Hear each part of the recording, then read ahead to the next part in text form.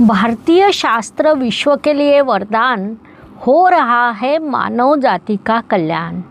योग, आयुर्वेद और ज्योतिष शास्त्र का महत्व क्या है?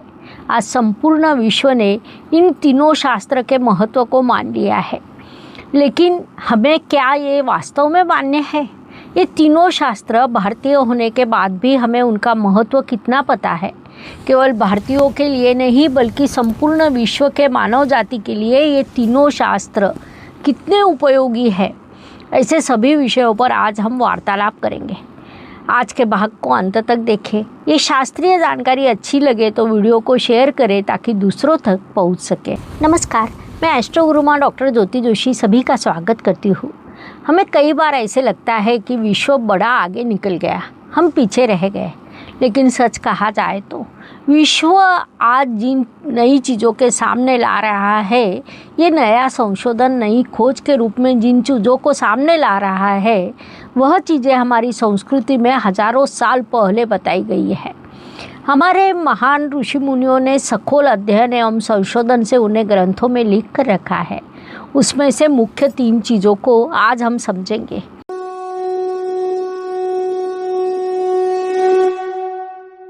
ये 3 चीज़ें हैं योग, आयुर्वेद और ज्योतिष।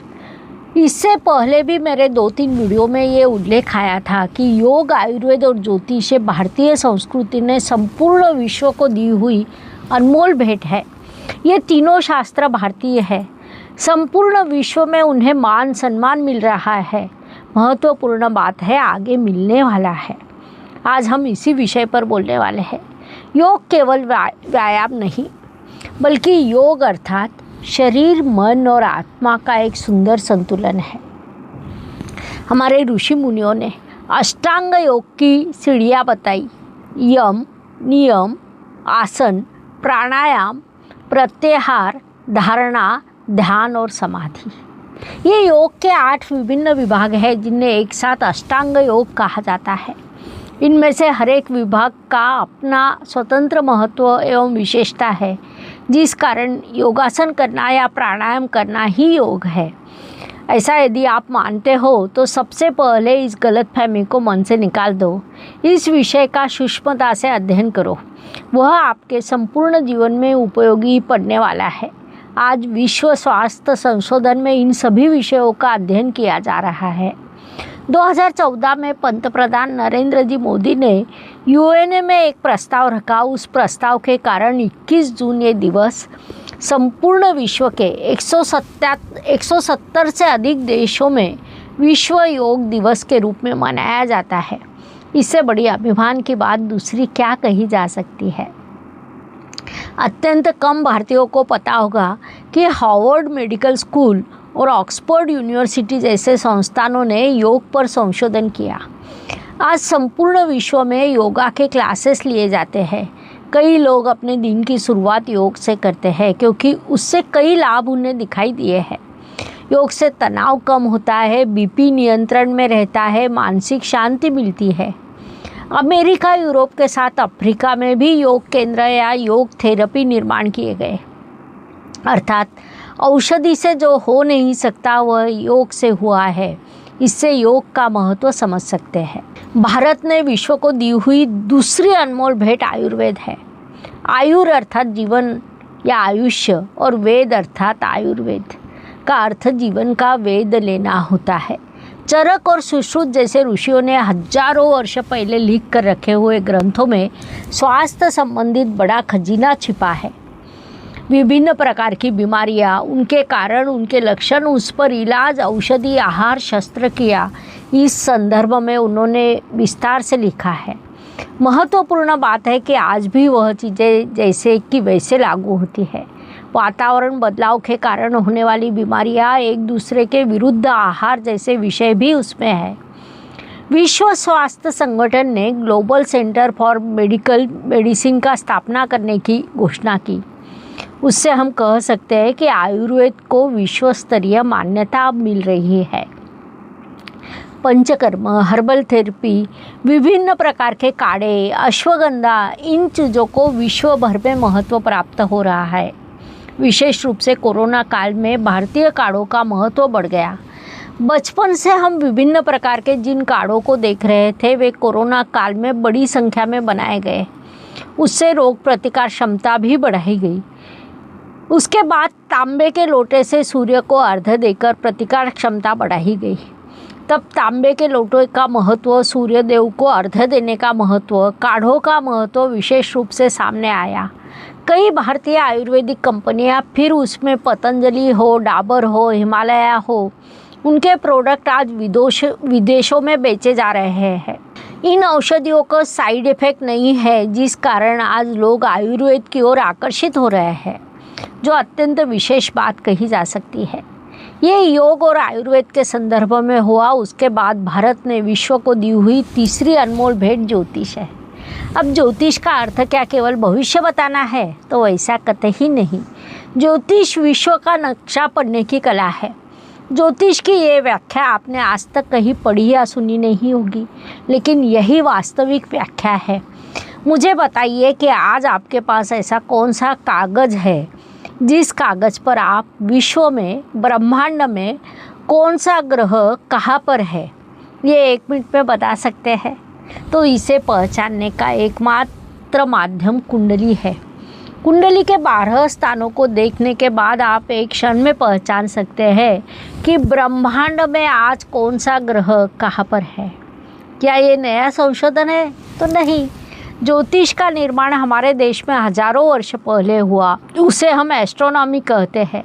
महत्वपूर्ण बात है, उसी काल में उन्हीं ऋषि मुनियों ने खगोल शास्त्र और ज्योतिष शास्त्र का निर्माण एक साथ किया। आर्यभट्ट हो, वराहमिहिर हो, कई ऋषियों ने उसके लिए बड़े परिश्रम किए। सखोल अध्ययन कर ग्रह, तारे, नक्षत्रों पर संशोधन कार्य किया। उन्होंने उस काल में ये खोज कैसे की होगी, इसका उत्तर आज का आधुनिक विज्ञान भी नहीं दे सकता। एक ऐसा रहस्य है जिसका कोई अंदाज लगा नहीं सकता। हमारे उन महान ऋषि मुनियों द्वारा संशोधित खगोल शास्त्र का आज के आधुनिक विज्ञान ने स्वीकार किया है, क्योंकि उसमें अस्वीकार करने जैसा कुछ भी नहीं था। क्योंकि ये सूर्य, ये जयद्रथ इतना स्पष्ट था, हम कह सकते हैं कि वही खोज बाद में विज्ञान द्वारा लगाए गए, इसीलिए उनको उनका स्वीकार करना पड़ा। आज विश्व भर में होरोस्कोप, वैदिक ज्योतिष का महत्व बढ़ गया।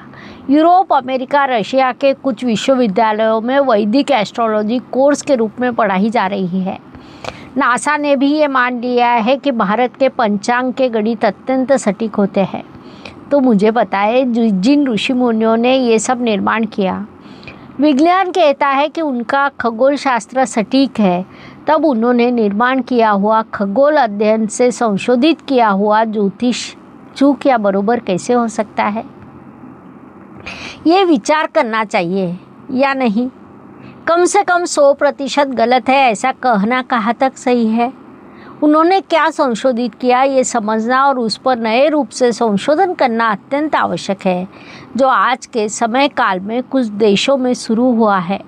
हमारी एक मानसिकता है कि बाहर से आई हुई किसी भी चीज़ को हम तुरंत स्वीकार करते हैं, अर्थात विज्ञान ने जो सिद्ध किया उस पर हम तुरंत विश्वास रखते हैं और हमारे देश का स्वर्ण मूल्य, स्वर्ण विचार, स्वर्ण संशोधन को सरलता से अस्वीकार कर देते हैं। अंधश्रद्धा कहकर उसके महत्व को कम करते हैं। भारतीय ज्योतिष केवल ग्रहों की पूजा नहीं है, बल्कि स्वास्थ्य, मानसिक स्थिति, जीवन के निर्णय, सुख दुख, आने वाले संकट, उस स्थिति में निकलने वाली प्रतिक्रिया, इस प्रकार मनुष्य जीवन की हर चीज़ की सूक्ष्मता से अध्ययन करने की पद्धति को ज्योतिष शास्त्र कहा जाता है। विश्व ने इस ज्ञान का स्वीकार किया है, लेकिन हम आज भी उस पर शक करते हैं। योग ने विश्व को मानसिक शांति दी, आयुर्वेद ने विश्व को अच्छा स्वास्थ्य दिया, और सबसे महत्वपूर्ण बात है कि ज्योतिष ने विश्व को ब्रह्मांड से जुड़ा हुआ जीवन दर्शन दिया। पहले कई लोग कहते थे ये सब अंधश्रद्धा है, लेकिन आज संपूर्ण विश्व हमारे प्राचीन ज्ञान को सलाम कर रहा है। विश्व हमसे सीख रहा है, हमारे संस्कार, हमारा धर्म, हमारे ऋषि मुनि, उनका कार्य, इन सभी की ओर हम देखने वाले हैं या नहीं, उसे समझने का प्रयास करने वाले हैं या नहीं, ये मुख्य प्रश्न है। इस पर आपको क्या लगता है? हमारे ऋषि मुनियों के कार्य के संदर्भ में आपको क्या लगता है? ग्रंथ में दिए गए ज्ञान के संदर्भ में आपको क्या लगता है? ज्योतिष के संदर्भ में आपको क्या लगता है? ये मार्गदर्शक शास्त्र है। इस शास्त्र का आपने कभी मार्गदर्शन लिया है? ये सभी विचार आप कमेंट बॉक्स में लिखें। ऐसे विषयों पर जब आप कमेंट में विचार लिखते हैं तब कई लोगों में जागरूकता निर्माण होती है, उन्हें शास्त्र का महत्व पता चलता है। आपके विचार यदि विरुद्ध है तो वैसा भी आप लिख सकते हैं, उस पर भी हम वार्तालाप कर सकते हैं कि ऋषि मुनियों द्वारा निर्मित ये अमृत है, यह अमृत का कलश है जिस पर संशोधन करना, उस पर कार्य करना, मनुष्य के जीवन को सुख के लिए, मनुष्य जीवन के कल्याण के लिए उसका उपयोग करना, ये हम सभी की जिम्मेदारी है। उसे हम पूरा करते हैं। आपके विचार कमेंट में लिखें। इस प्रकार योग, आयुर्वेद और ज्योतिष का महत्व स्पष्ट करने के लिए इतनी जानकारी पर्याप्त है। अगले भाग में हम ज्योतिष की नवीनतम जानकारी के साथ पुनश्च अवश्य मिलेंगे। ये जानकारी अच्छी लगी हो तो वीडियो को शेयर करें ताकि औरों तक पहुंच सके। धन्यवाद। शुभम भवतु। जय ज्योतिष। ज्योतिष का अध्ययन तथा शास्त्र की शास्त्रीय तरीके से पढ़ाई करने के लिए मेरी 2 किताबें प्रकाशित हो चुकी है, उनका अवश्य लाभ लीजिए। Please like, share and subscribe the channel.